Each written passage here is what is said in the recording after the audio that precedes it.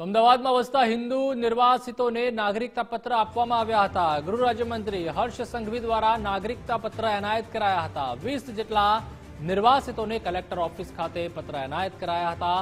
CAA અમલીકરણ બાદ ભારતીય નાગરિકતા પત્ર એનાયત કરવામાં આવી રહ્યા છે।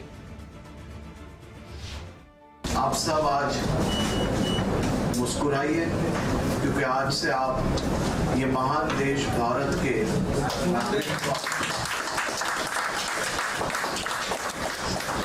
मोदी जी के 140 करोड़ जन परिवार में आज आपका भी बहुत बहुत स्वागत है। आज फरी एक बार अमदावाद खाते 18 લોકોને ભારતીય નાગરિકત્વ એનાયત કરવામાં આવ્યું છે। આપણે સૌ ખૂબ સારી રીતે જાણીએ છીએ કે અફઘાનિસ્તાન, બાંગ્લાદેશ અને પાકિસ્તાનમાં